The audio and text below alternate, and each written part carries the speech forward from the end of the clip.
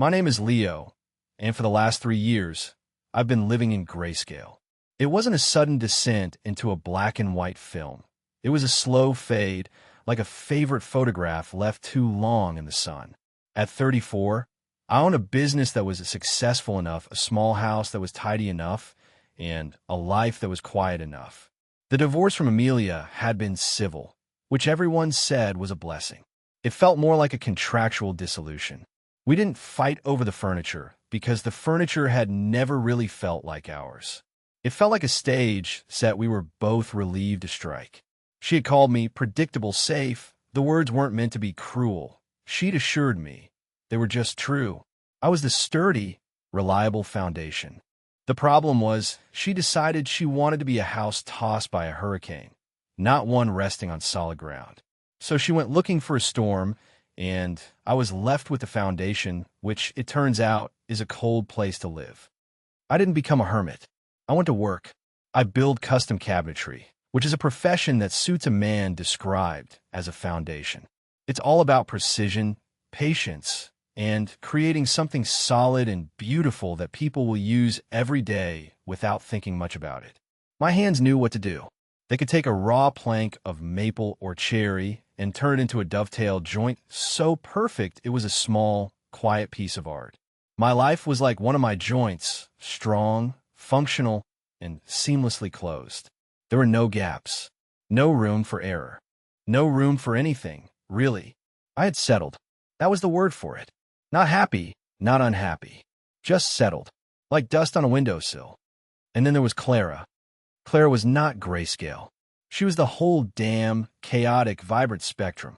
We'd been friends for a decade, a friendship that had weathered my marriage and her series of spectacularly unsuitable boyfriends. She was a landscape architect, which meant she saw the world in terms of potential and growth. Where I saw a splintered deck, she saw the bones of a beautiful pergola draped in wisteria. She operated on a different frequency, one that I found both exhausting and magnetic. She was the only person who seemed to see the color in my life, even when I was convinced there was none left. She'd come over to my workshop, lean against a stack of uncut walnut, and talk about her day, her hands describing shapes in the sawdust-filled air. She never treated me like I was broken or boring. She just treated me like Leo. Our friendship was a comfortable, well-worn armchair. It was safe, but it was a different kind of safe than the one Amelia had fled. It wasn't the safety of stagnation.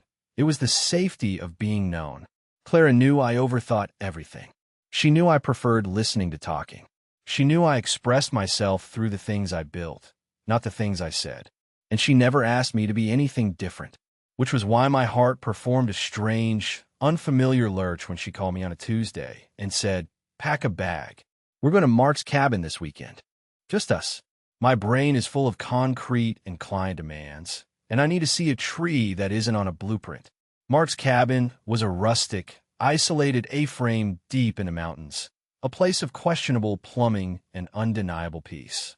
The idea of 2 days alone with Clara, away from the city, away from the noise, away from the carefully constructed grayscale of my life, sent a flicker of something through me. It might have been panic. It might have been hope. At this point, they felt unervingly similar. Okay, I heard myself say, the word feeling too small for the sudden, sharp clarity of the image in my head. Clara, smiling, with pine trees behind her instead of drywall. Yeah, okay, I'm in. The flicker grew into a low, steady flame. Before we could escape to the mountains, however, there was a social obligation to navigate. A farewell party for a mutual friend who was moving away. It was held in a sterile downtown apartment with floor-to-ceiling windows that looked out over a city that felt a million miles away from a cabin in the woods. I hated these things. The noise level was always 2 decibels too high for conversation and 2 decibels too low to ignore everyone. I felt like a poorly placed piece of furniture, easily bumped into and immediately forgotten. I found a corner, nursed a beer, and watched Clara move through the room. She was a study in contrasts. She was wearing a simple black dress, but the way she held herself made it look like haute couture.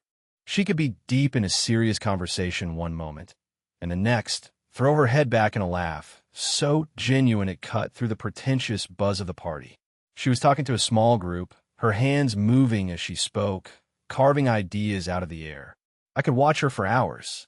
It was a safe, academic sort of appreciation. Or so I told myself. Then he arrived.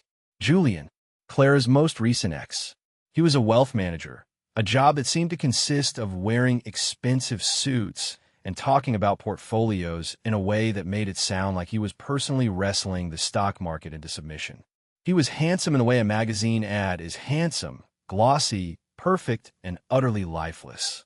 He spotted Clara and moved toward her with the predatory grace of a shark that owned the aquarium. I felt a familiar clenching in my gut. I'd never liked Julian. He treated Clara like a prize, something to be shown off. And he always treated me with a particular brand of dismissive condescension that was designed to go unnoticed by everyone but its target.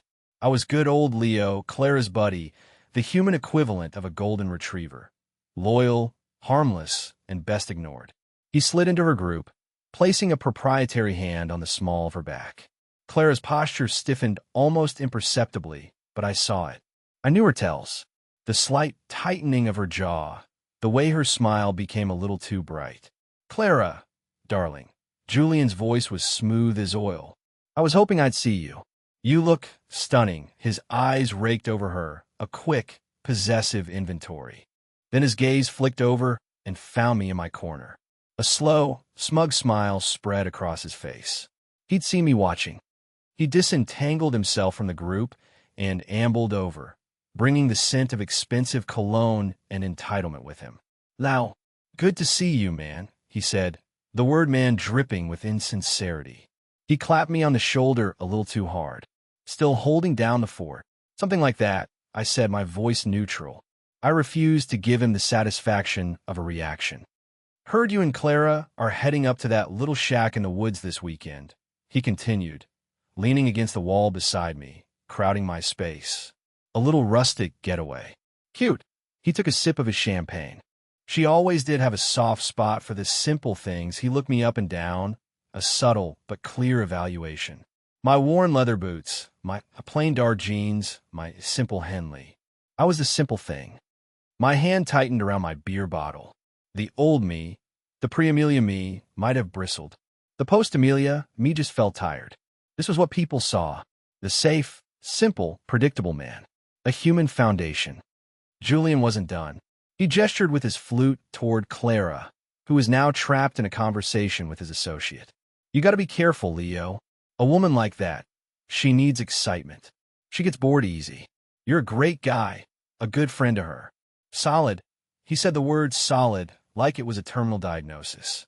"Don't let her mistake that for something it isn't. She's just on the rebound. You wouldn't want to get your feelings hurt." It was the calculated, faux concern that did it. The way he was trying to poison not just my weekend, but my entire friendship with Clara, painting it as some pathetic one-sided crush. He was marking his territory, and in his mind, I was just a stray dog sniffing around the edges. Something inside me, something I thought had been permanently switched off, flickered to life. It wasn't anger. It was a cold, sharp clarity. I set my beer down on a nearby table with a quiet click. I turned to face him fully, meeting his gaze. "You're wrong," I said. My voice was low, but it cut through his smug aura. He blinked, surprised by the directness. "Wrong about what, buddy?" "About why she's friends with me." I didn't raise my voice. I didn't need to. You see solid, and you think it means boring. You think it's a consolation prize. You think it's the absence of something exciting. I held his gaze, refusing to look away. "You've been around her for a year, and you still don't get it. Her friendship isn't a soft spot.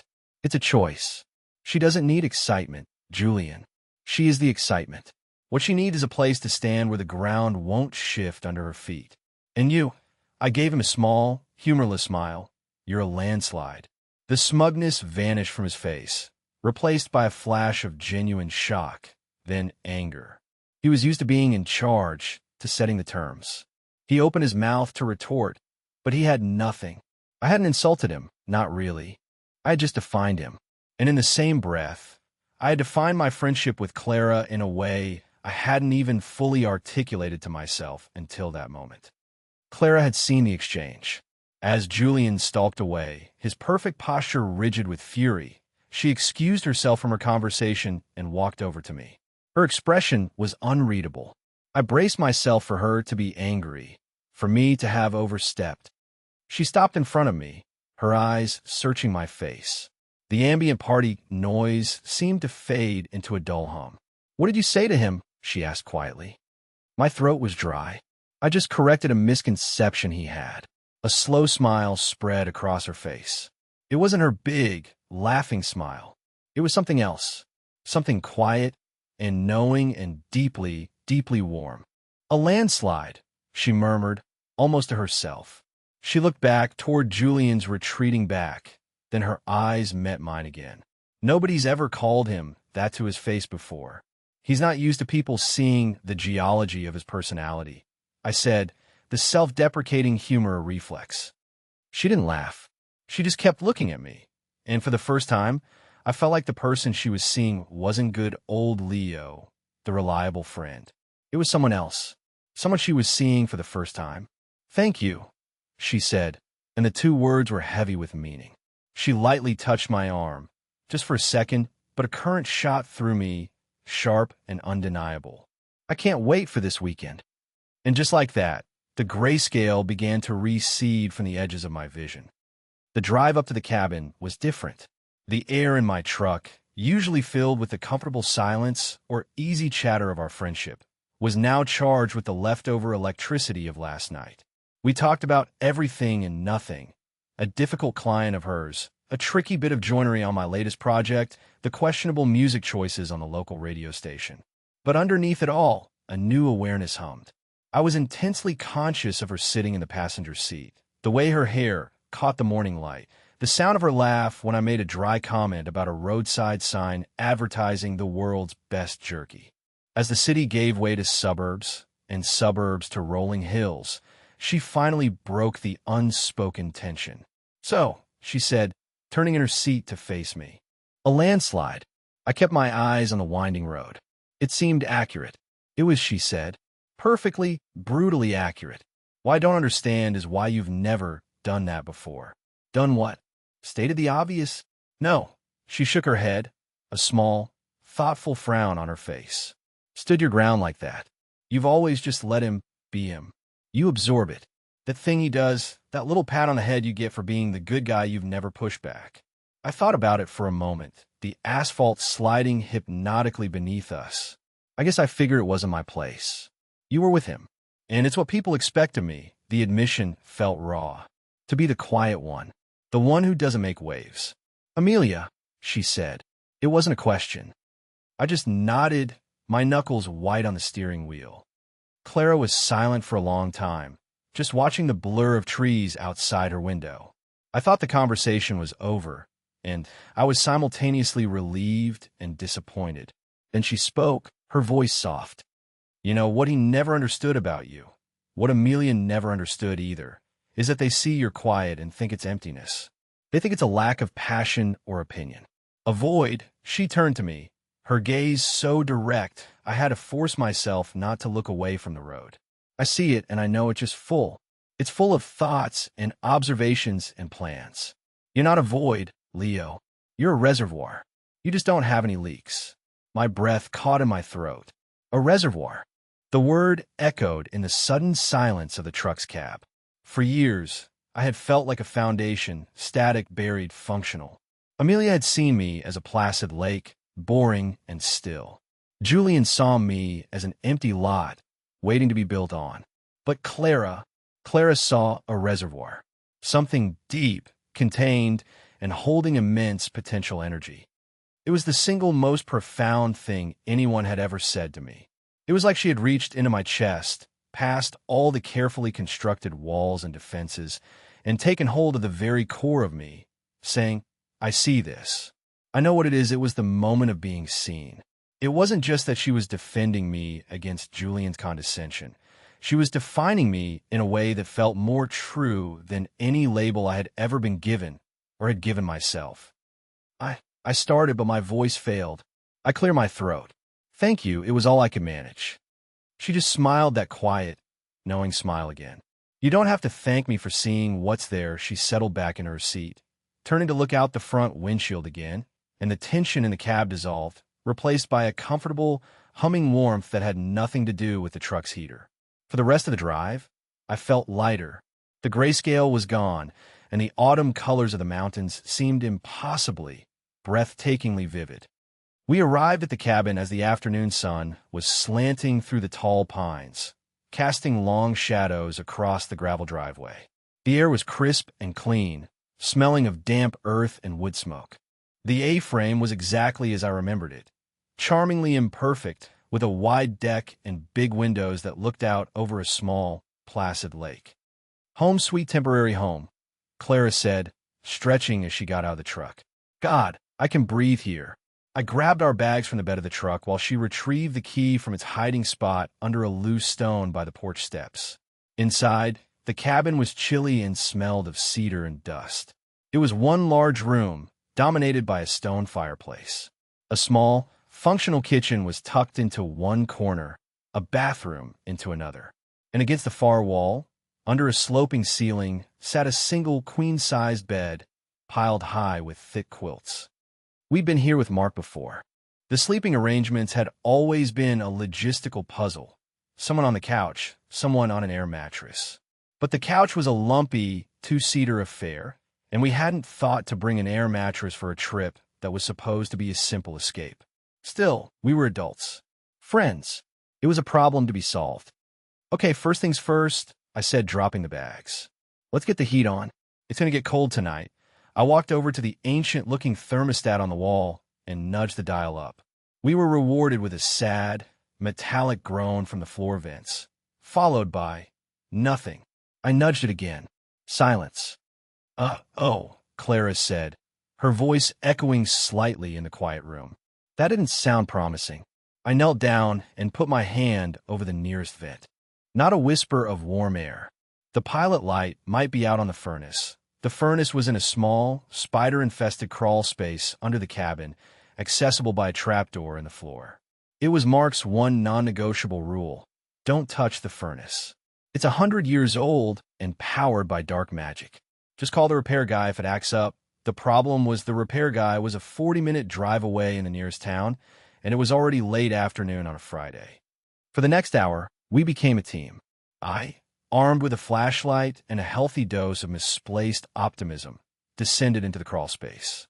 Clara acted as my topside support, handing me tools I probably didn't need and offering encouragement that was probably wasted. The furnace was, as Mark had suggested, a terrifying behemoth of rust and arcane-looking pipes. It was clear after 10 minutes of inspection that no amount of percussive maintenance was going to bring it back to life. It was well and truly dead. I emerged from the trapdoor, smudged with dirt and smelling of mildew, and delivered the bad news. It's dead, Jim. Clara, who had been attempting to build a fire in the hearth, looked up from her kindling. Seriously? No flicker of life. The only thing it's going to be heating is the local scrap metal market, I said, dusting myself off. The gas valve is completely seized. We're not fixing this. She looked from the dead thermostat to the pile of wood, then to the single bed. A thoughtful, pragmatic look crossed her face. Well, this weekend just got a lot more rustic. She blew a stray strand of hair out of her face and focused on the fireplace. Okay, plan B. We build the world's most epic fire. Then we find every blanket in this place, and we camp out. The sun had set, and the temperature inside the cabin was dropping fast. We could already see our breath. The fire Clara had been struggling with finally caught, and soon a cheerful blaze was crackling in the hearth, throwing flickering orange light across the room. It was a small victory, but it felt monumental. We huddled in front of it, soaking up the warmth, the rest of the cabin falling into cold, dark shadow. So, she said, holding her hands out to the flames. Sleeping arrangements. I can take the couch. It's not that bad. I glanced over at the lumpy, sad-looking love seat. No, you be crippled by morning. I'll take it. I can sleep anywhere. Don't be a martyr, Leo, she said, rolling her eyes. We'll flip for it. That seems ridiculous. More ridiculous than one of us freezing on that monstrosity while the other is slightly less frozen in a Real bed. She had a point. The fire was nice, but it was only heating a 5-foot radius around the hearth. The bed on the far side of the room was in the Arctic zone. An idea, both intensely practical and deeply terrifying, began to form in my mind. I tried to dismiss it, but it was too logical. "There is another option," I said, my voice carefully neutral. Clara looked at me, her face illuminated by the firelight, her eyes curious. "What's that?" I took a breath. "The bed is the warmest place in the house that isn't directly on fire. There are about 6 quilts on it. We're both adults. The goal is to not get hypothermia." I let the words hang in the air, a simple, logistical proposal. She didn't laugh. She didn't blush or get awkward. She just considered it, her head tilted. She looked at the pathetic couch. She looked at the inviting, quilt-covered bed. She looked at me. The silence stretched, filled only by the crackle of the fire. "Okay," she said finally, her voice even. "That makes sense." For warmth, she added the last 2 words as a necessary disclaimer. A verbal boundary line. Strictly for warmth. I agreed, my heart hammering against my ribs like it was trying to escape. A human-powered heating solution. "A thermodynamic necessity," she countered, a small smile playing on her lips. The witty banter was a shield for both of us, a way to navigate the sudden, immense intimacy of the situation. We ate a makeshift dinner of sandwiches and chips, sitting on the floor in front of the fire. The conversation flowed easily, but the awareness of the bed, of our decision, was a constant, humming presence in the background. The room grew colder as the night deepened, the windows frosting over at the edges. The fire was a small bubble of life in a vast, encroaching cold. Eventually, there was nothing left to do. The fire was burning low, and the chill was becoming persistent, seeping into our bones. "I guess it's time to execute the plan," Clara said, her attempt at a light tone not quite landing. "Thermodynamic necessity," I reminded her and myself. We changed in the relative privacy of the small, freezing bathroom, one after the other. I came out wearing sweatpants and a thermal shirt, my teeth already chattering. Clara emerged a minute later in flannel pants and a long-sleeve t-shirt, her arms wrapped around herself. The air was a physical presence, a biting cold that made our breath plume in front of us. We stood on opposite sides of the bed, a silent, awkward standoff. The bed, piled with heavy quilts, looked like the only sanctuary in the world. "Okay," she whispered, as if speaking too loudly would shatter the fragile truce. "I'll take this side." I nodded. "Got it." We slid under the covers, the sheets like slabs of ice. A collective, shuddering gasp escaped both of us. The sheer, shocking cold of the bed made the air in the room feel balmy. We lay there, ramrod straight, on the very edges of the mattress, a 3-foot gulf of frozen cotton between us. The only sound was the dying hiss of the fire and the chattering of our own teeth. "This is colder than I expected," she said, her voice trembling slightly. "The quilts are trapping the cold," I managed to say through clenched jaws. "We need to generate heat." "Right, generate." We lay there for another 10 minutes, shivering violently, the cold so profound it was almost comical. It was clear that our plan of staying on opposite sides was a complete failure. We weren't sharing warmth. We were just 2 separate people freezing in the same location. "This is stupid," Clara finally said, her voice tight with cold. "We're going to be popsicles by morning. The entire point of this was to share body heat. We have to, you know." I knew. The logical, terrifying conclusion. I took a shaky breath. "Okay." Slowly, hesitantly, we both shuffled toward the middle of the bed. The inches closed with agonizing slowness. Her leg brushed against mine, and we both flinched, the contact feeling like an electric shock. Finally, we were lying side by side, still not touching, but close enough that the frigid space between us was gone. The shivering began to subside, replaced by a different kind of tremor. "Better," I whispered into the darkness. "Marginally," she whispered back. I can feel my nose again. That's a plus. We lay in silence, our bodies just a fraction of an inch apart. I was hyper-aware of everything. The scent of her shampoo, the soft sound of her breathing, the radiating presence of her body next to mine. This was so far beyond the boundaries of our friendship. This was uncharted territory, and we were navigating it in the dark with no map. The cold was still a persistent enemy. Even with the quilts and our proximity, it crept in at the edges. I could feel her start to shiver again, a fine, uncontrollable tremor. It's not working, she whispered, her voice laced with frustration. My mind, usually so cautious and calculating, threw all its rules out the window. Survival instincts, maybe, or something else entirely. Turn over, I said, the words coming out before I could stop them. What? Turn over. Face away from me. There was a beat of silence, then the rustle of fabric as she hesitantly rolled onto her side, her back toward me. I took a deep, steadying breath and did the same, moving closer until my chest was pressed against her back. I draped one arm over her waist, pulling her back against me, fitting our bodies together like two spoons. The contact was seismic. A jolt of pure, unadulterated warmth spread through me, and I felt her entire body relax in a sudden, grateful sigh. The shivering stopped almost instantly. My arm was wrapped around her, my hand resting on her stomach. Her head was tucked just under my chin. We fit. We just fit. Oh, she breathed out, the sound a soft puff of air against my neck. That's much better. Thermodynamics. I murmured, my lips close to her ear. My heart was a runaway train. Right, she whispered. Thermodynamics. We lay like that, in the absolute darkness and silence, my body curled around hers. The cold was forgotten, banished by the simple, profound heat we were creating together.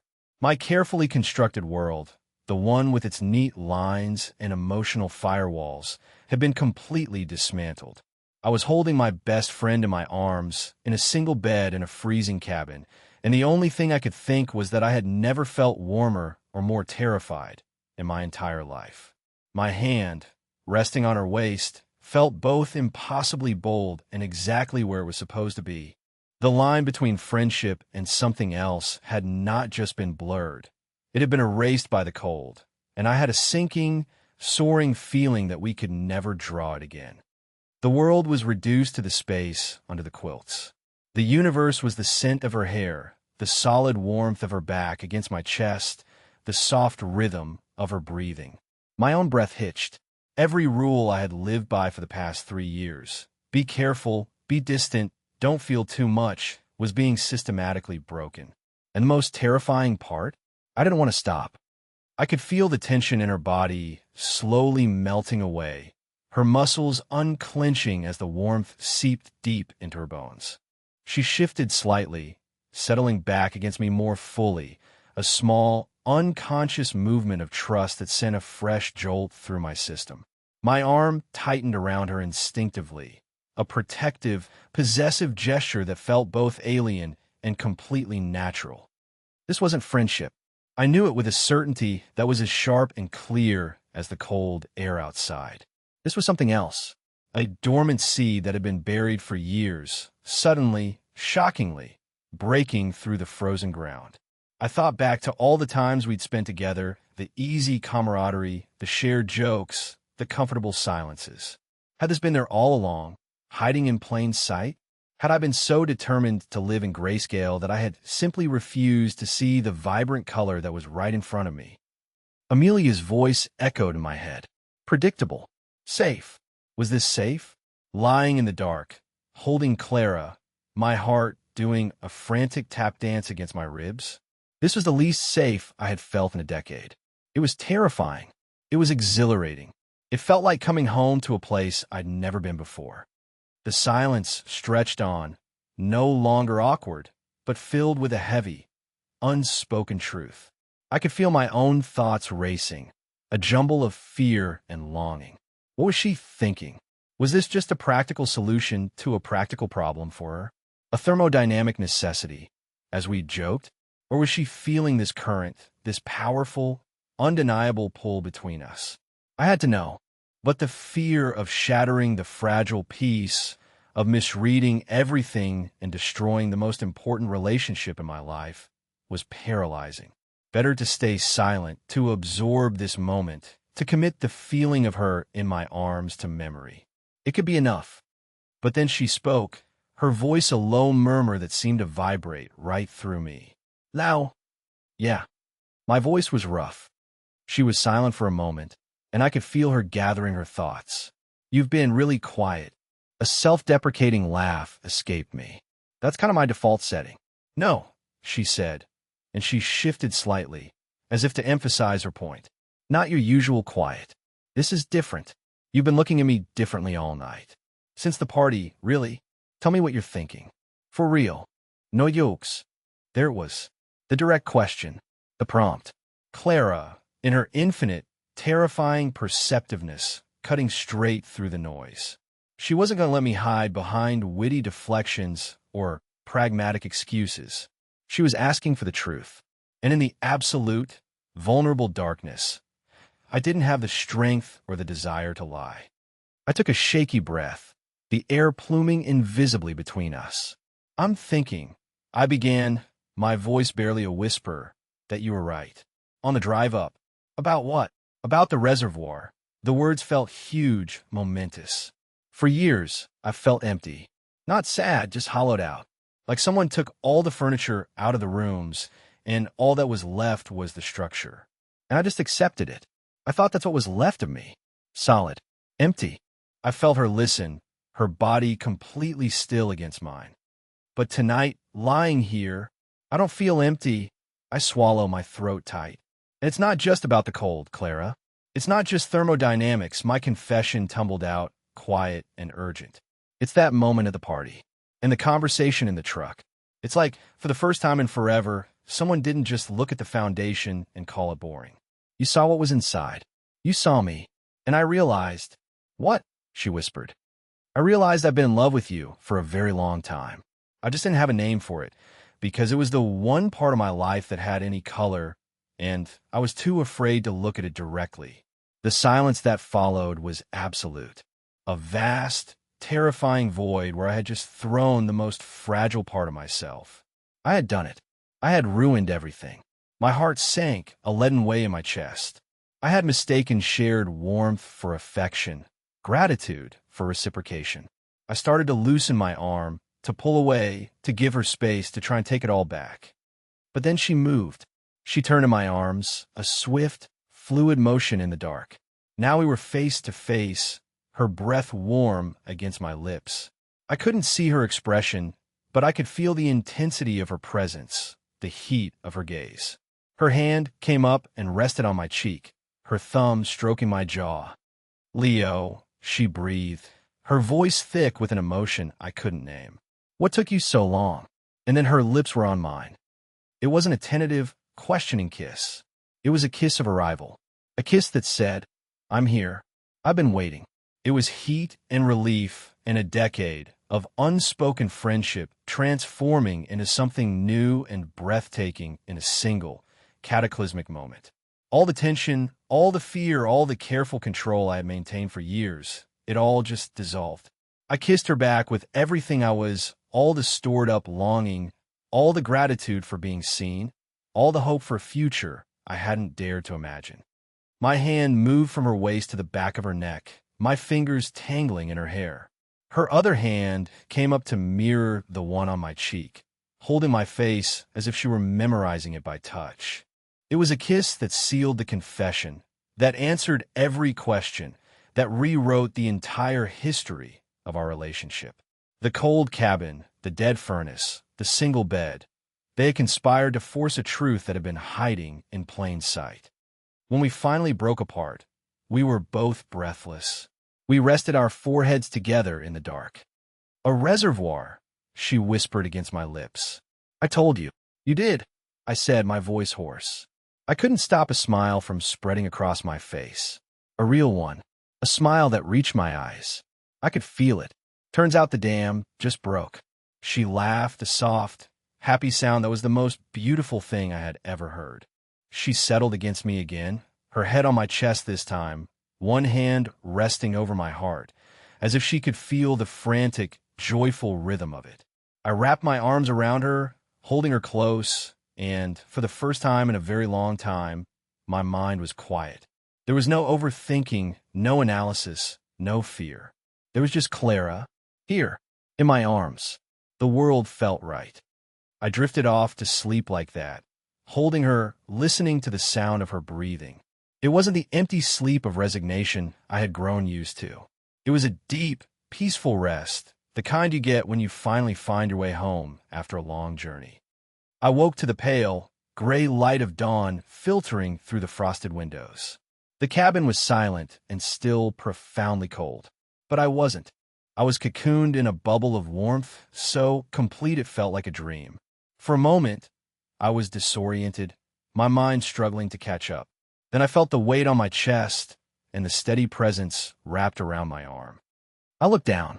Clara was still fast asleep, her face peaceful, her hair a dark tumble against the white pillowcase. Sometime during the night, we had shifted. I was on my back, and she was curled into my side, her head resting in the hollow of my shoulder. One of her arms was thrown across my chest, but it was her other hand that held my attention. Her fingers were laced tightly with mine, our hands resting on the mattress between us. And her other arm was wrapped firmly around my bicep, holding on as if she were afraid I might drift away. She wouldn't let go of my arm. The title of the story I was now living in. By morning, my best friend wouldn't let go of my arm. A wave of pure, unadulterated tenderness washed over me, so potent it almost hurt. This was real. The confession in the dark, the kiss that had felt like a tectonic shift in my soul, the quiet intimacy of this moment. It was all real. I lay perfectly still, not wanting to wake her, just wanting to absorb the reality of it. The sight of her, holding onto me so trustingly in her sleep, was more profound than the kiss, more telling than any words we could have spoken. It was a statement of belonging. I watched the slow rise and fall of her shoulders, the way a stray strand of hair fluttered with her breath. I studied the curve of her cheek, the line of her jaw. This was Clara, my friend, the woman who saw a reservoir where others saw a void. And she was here, tangled up with me, holding on like I was her anchor. The grayscale world I had inhabited was a distant memory. This morning, the world was technicolor. The pale light held hues of pink and blue I'd never noticed before. The frosted patterns on the window pane were intricate, beautiful works of art. I felt a fundamental shift inside me. The caution, the emotional armor I had worn for so long, felt heavy and useless. It had been a shield against being hurt again, against being misunderstood. But Clara understood me. With her, I didn't need a shield. I could just be. The realization was liberating. It was like setting down a heavy weight I didn't even realize I had been carrying. Slowly, carefully, so as not to disturb her, I tightened my fingers around hers. A small, answering pressure, even in her sleep. A quiet confirmation. The future was a blank page. It was scary and uncertain, and for the first time in years, I couldn't wait to see what we would write on it together. But for now, this was enough.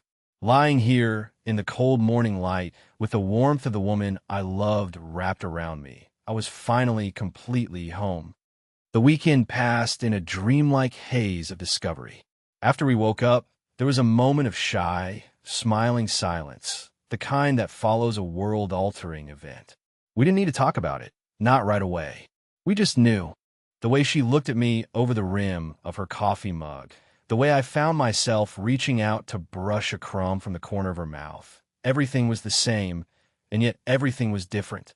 The foundation of our friendship was still there, solid and true, but now we were building something new on top of it. We spent the day walking by the frozen lake, our hands clasped together inside the pocket of my jacket. We talked for hours, really talked, filling in the spaces that had always existed between our platonic lives. I told her about the quiet ache of my divorce, the feeling of being judged and found wanting. She told me about her frustration with Julian, the way his grand, exciting gestures were always about him, not about her, leaving her feeling more like an accessory than a partner. We were two people who had been made to feel like we were not enough, me not exciting enough, she not appreciative enough. And in each other, we had found someone who saw us as whole. The drive home was the reverse of the drive up. The tension was gone, replaced by a quiet, joyful intimacy. She fell asleep with her head on my shoulder, and I drove the whole way with one hand on the wheel, my heart full. The real world, however, doesn't wait. A few days later, we decided to have our first real date.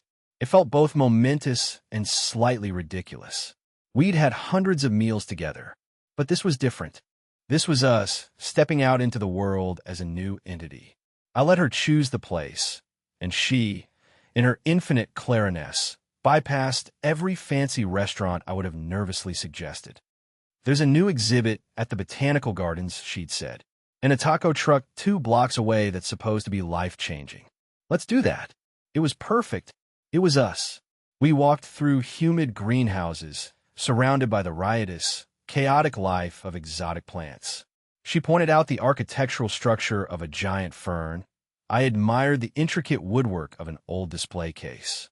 It was easy. It was right.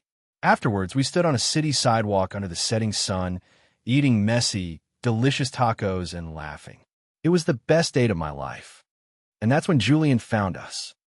It was almost comical, his timing, like a villain in a badly written play.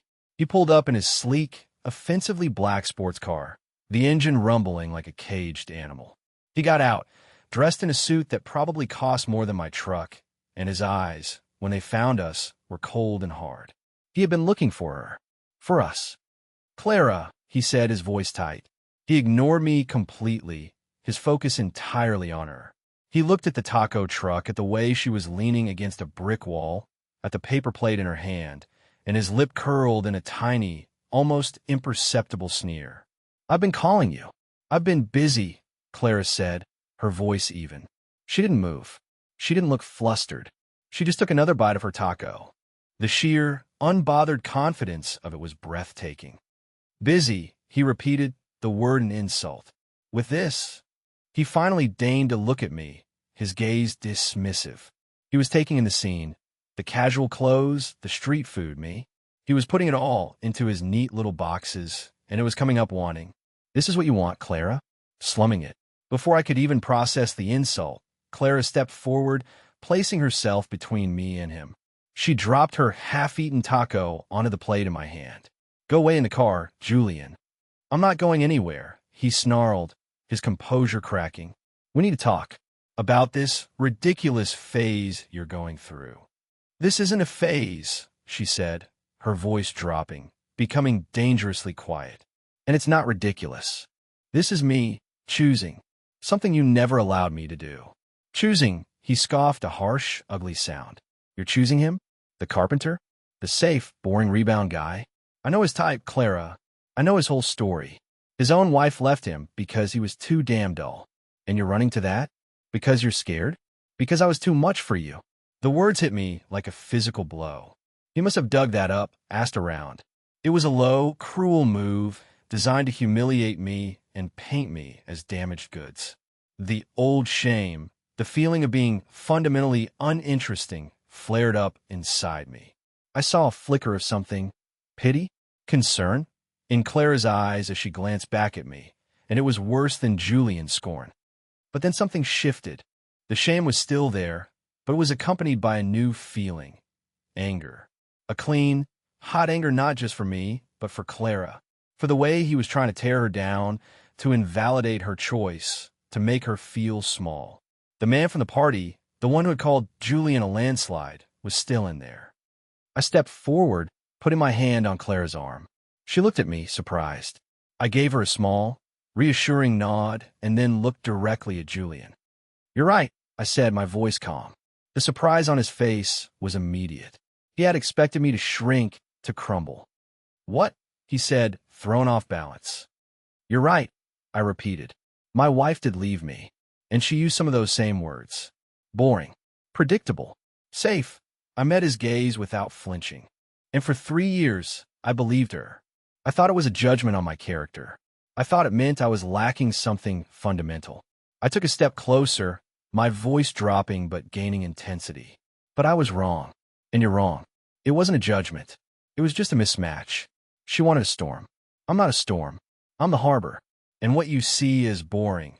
I gesture between me and Clara to the easy intimacy he had interrupted is actually peace. What you call safe is actually trust. You think love is a battle, a conquest, something to be won. You think it has to be loud and dramatic and expensive. I looked at Clara and my voice softened. But that's not what it is. It's this. It's eating tacos on a sidewalk. It's knowing that the person next to you sees you, the real you, and they don't want to change you or fix you or show you off. They just want to stand there with you. I looked back at Julian, my expression hardening. You've had a year to see Clara, and you never once saw her. You just saw a reflection of yourself. So get back in your loud, expensive car and go find another mirror. We're done here. Julian was speechless. His face was a mask of disbelief and impotent rage. He had come here for a fight to reassert his dominance, and I had refused to fight on his terms. I had taken his weapons, my past, my perceived inadequacies, and reforged them into a shield. He looked from my calm face to Clara's. Clara's expression was one I had never seen before. It was a mixture of awe and pride, and a love so fierce it was almost overwhelming. She didn't say a word. She just reached out, took my hand, and laced her fingers through mine, a simple, public declaration. Julian saw it. He saw the finality in the gesture. He saw that he had lost, not to a rival, but to a truth he couldn't comprehend.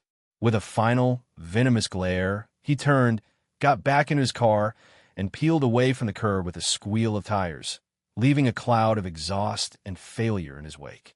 The silence he left behind was profound. The sounds of the city rushed back in. The traffic, the distant sirens, the chatter of people passing by. But for us, the world was still.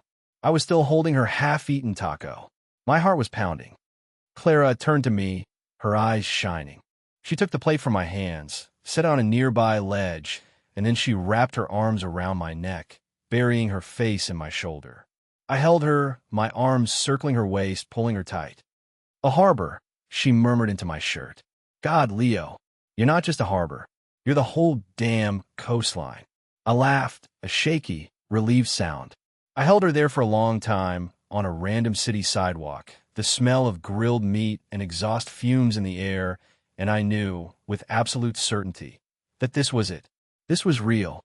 This was the life I was meant to live, not in grayscale, but in the full, vibrant, chaotic color of being loved by Clara.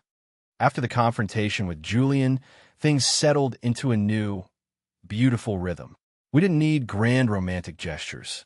Our romance was built in the small moments. It was me showing up at her office at the end of a long day with a coffee, just because. It was her leaving a rare, interesting piece of reclaimed which she'd found at a demolition site, leaning against the door of my workshop. It was cooking dinner together in her small apartment kitchen, bumping hips and stealing tastes, the air filled with laughter and the smell of garlic. We talked. We talked about everything. We laid our pasts out like old photographs, examining them without judgment. I told her about the slow erosion of my marriage, the creeping feeling of inadequacy. She told me about the string of men who were drawn to her fire but always ended up trying to put it out, to contain her. We were both survivors of being misunderstood. It's like I was a puzzle piece, she said one night, curled up on my couch, her feet tucked under my leg. And they kept trying to jam me into a spot I didn't fit, and then getting mad at my shape. I know that feeling, I said, running my fingers through her hair. I was the corner piece they thought was the middle. They couldn't figure out why I had a straight edge. She smiled up at me. We fit. It was that simple. We just fit.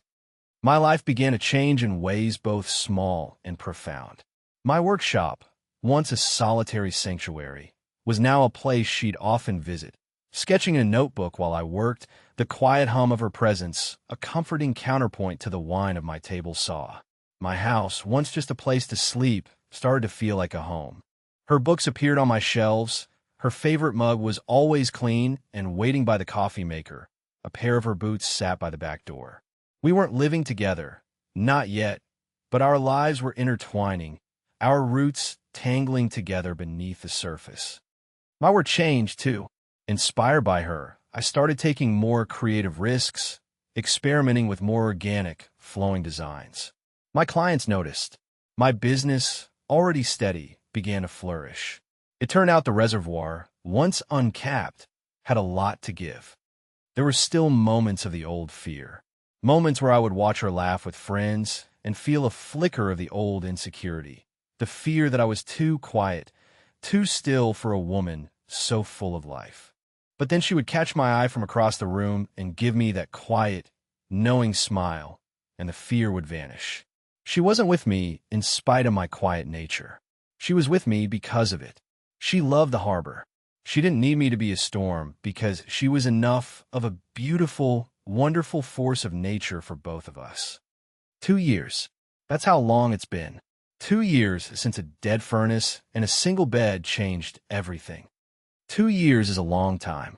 It's long enough for seasons to change, for habits to form, for two lives to merge so completely that it's hard to remember what they looked like apart. It's long enough for my house to become our house, for her collection of oddly shaped rocks to colonize my windowsills, for the sound of her key in the lock at the end of the day to become the anchor of my entire existence. We bought Mark's cabin. It was an impulsive, perfect decision made one Sunday morning over coffee. Mark was happy to sell it to people who loved its crooked, imperfect soul. And for the past 6 months, it's been our project.